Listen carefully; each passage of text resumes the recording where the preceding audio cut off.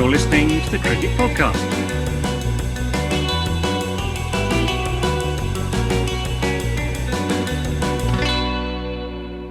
Hello everyone and welcome to the Cricket Podcast, where today it's our favourite day of the year. It's IPL preview show, and it's such a good day that it's the second time this year we've got to do our IPL preview. I'm Jack Cope. I'm joined by Max Rowe Brown, who is in the crack den. Max, how is the crack den?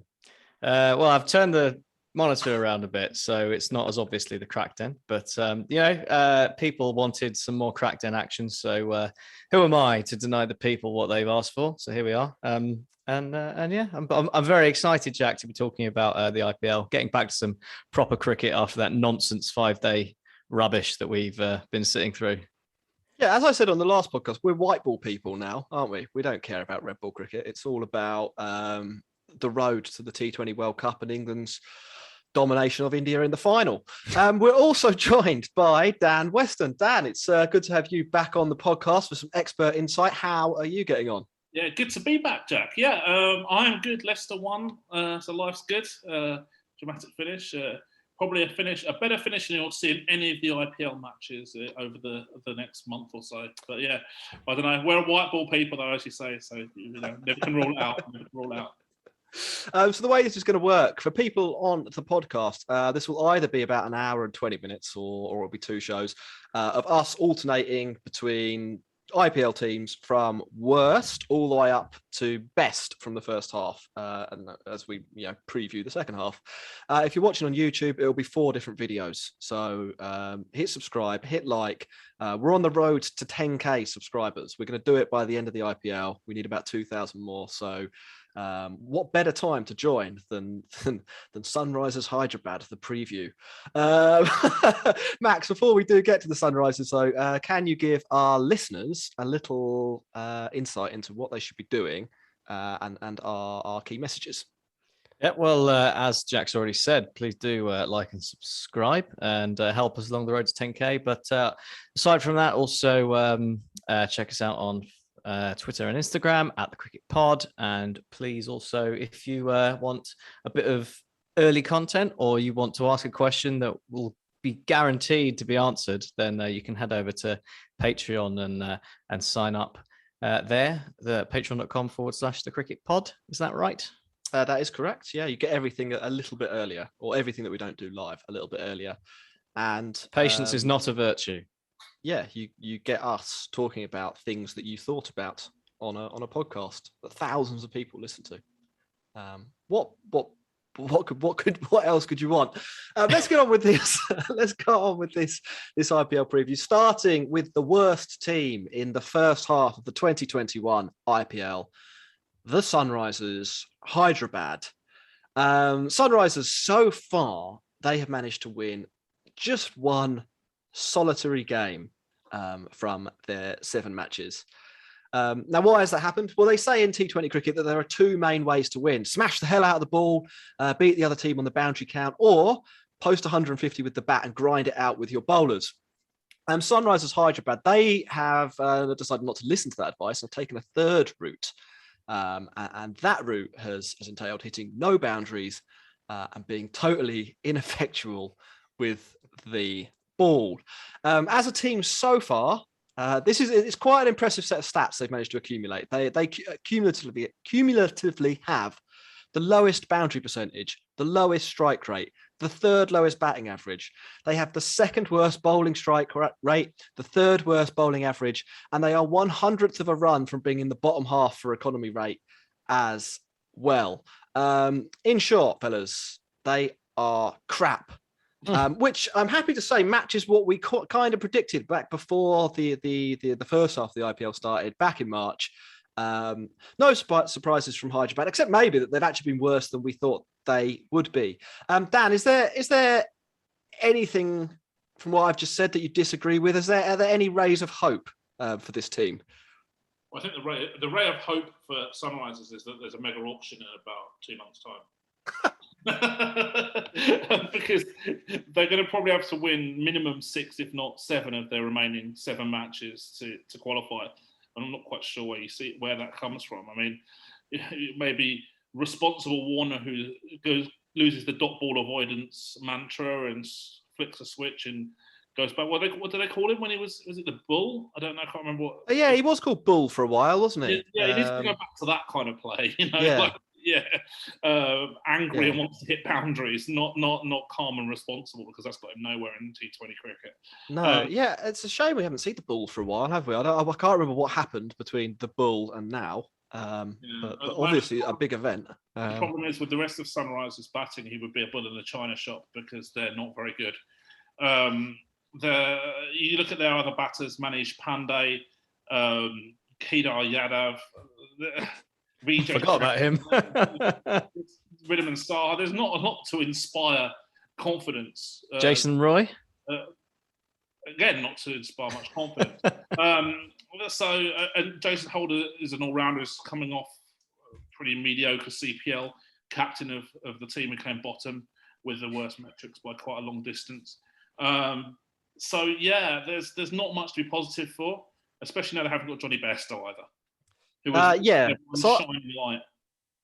The way we sort of trying to structure this, we're going to talk about the performance so far, what our predictions were, the top performers, roster moves, and then our predictions for the second half. So we're moving on to top performers now, and this is how it's going to go. And there basically aren't any. Now that Bairstow is gone, particularly on the batting side, this is, a heinously bad cricket team. We're talking about David Warner there. For players who have faced 50 balls, he's in the worst 5% based on strike rate. 110 is his strike rate for the season so far. It couldn't really be much worse than that. Manish Pandey's not, like a whole load better on that. I mean, he's in the lowest 25%. Looks like a pretty good 23 crore. with a strike rate of 123. Basically, the only two things that those batters do kind of well is not be out, but that's actually counterproductive based on how slowly they've been scoring this season. Maybe it isn't with the rest of the Sunrisers batting lineup. Well, yeah, I mean it's they have Vijay Shankar as well, who is possibly the worst player in the whole tournament to have faced 50 balls. They're climbing over each other for title of shittest batter in the IPL. And there are three pretty solid candidates there. Bairstow was good. He's gone home. The only shining light, the only reason really to watch Sunrisers full stop is that Rashid Khan's there and is having another golden season. He's in the top quarter for virtually every important bowling stat. And is in the top 5% for half of them. So, if you really like leg spin, if you really like Rashid Khan, give Sunrisers some attention. Otherwise, I think they're basically cooked. We said Johnny Bairstow's out. Sherfan Rutherford is in. Dan, what can you tell us about Sherfan Rutherford? Sherfan Rutherford has a big hitting reputation, a 6 hitting reputation, but comes off the back of a pretty mediocre CPL where he was a below average boundary hitter. So should slot right into the Sunrisers team on that basis. And maybe he might actually play because obviously they lose an overseas slot in Bairstow because they're going to have to use almost 37-year-old Ridham Saha behind the stumps instead. They're going to have a free up and overseas spot. So it's going to be Sherfan Rutherford or the dynamo that is Kedar Yadav as a finisher. The good thing about Ridham Saha, though, is that he's one of only 9 players in Test match cricket who's batted 8 and got a 50 in both innings. Oh, it's like Shardul Thakur. Shardul Thakur is one of the other ones. Yeah. So there's 2. Max, last season you said Sunrisers were going to win the IPL, and they came from nowhere to almost do that. Are you going to make a similar prediction this year? Can they win 6 out of 7 to give themselves a hope of making the playoffs? Can they win all 7? Absolutely no chance. I mean, what did you you bet on something on eating a hat, didn't you? At the Test series, you said if India would bowl out England in the 4th. And if they didn't, you'd eat your hat. Yeah. If I don't particularly have a hat that I'm that wedded to, so I can be a bit more free in making this promise. But I will also eat a hat if Sunrisers win 7 out of 7. Absolutely no chance. Yeah. How about this then? A sweepstake, and when we eventually meet up, the winner, That doesn't really work. Winner has to buy beers. How many games are they going to win out of 7? I think 2. I was going to say 2, so I'll say 1. I was going to say 2 and 1, so I'll go 3. I was tempted with the 0. They're bad. I don't want to waste any more time on them. We don't expect them to make the playoffs. Watch them for Rashid Khan. Watch them if you support one of the other teams and you want a stress-free win. Yeah. Next on the list, Max. Yes, next on the list is Kolkata Knight Riders in 7th place with double the number of points and wins that Sunrisers have. Are they twice as good? Maybe. Twice, not very much. Is still not very much, is it? KKR have been also pretty poor up to this point. They're a sort of a team that we've said a bit boom or bust, and this time out it's been 90% bust. Perhaps a little unlucky because they've been on the receiving end of some faff, Glenn Maxwell and AB de Villiers' brilliance at different parts, but I think that would be papering over cracks really to suggest that that's any real reason for their demise. They're still haunted by the ghost of Sunil Narayan's past and the potential replacement for Sunil Narayan. Shakib has not exactly lit things up. He's actually scored at less than a run of ball this year, so that's not quite what you want from a T20 guy. And Sunrisers candidate for the next mega auction, then I would have thought. Could be.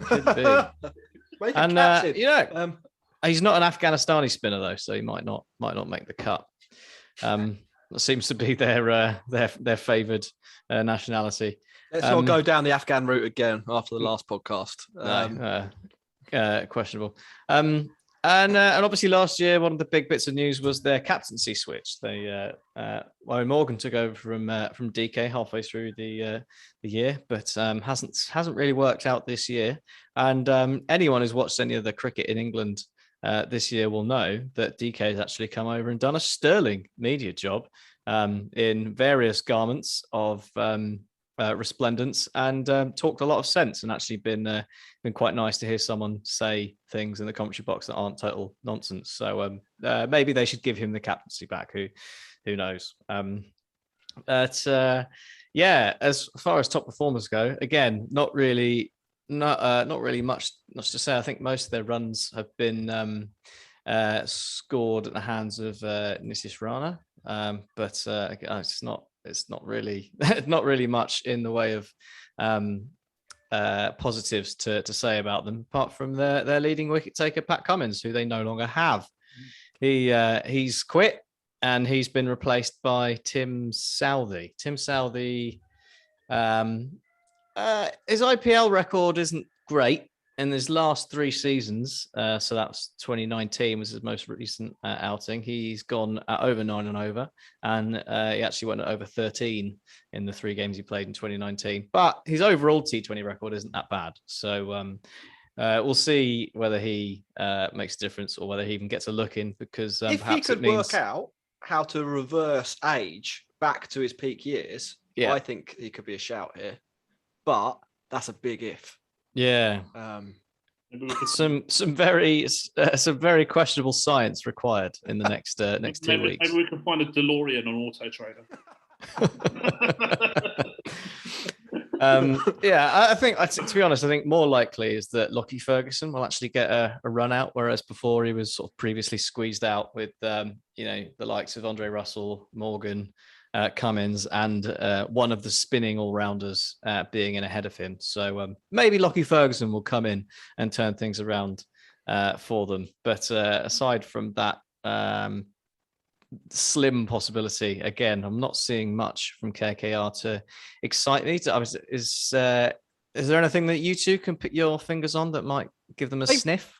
I would say they probably, looking at the player quality that they have, they probably should be performing better than they are. So Sunrisers Hyderabad, we were talking about them. I think they actually have some quite bad players, and what they're getting is the result of having some quite bad players.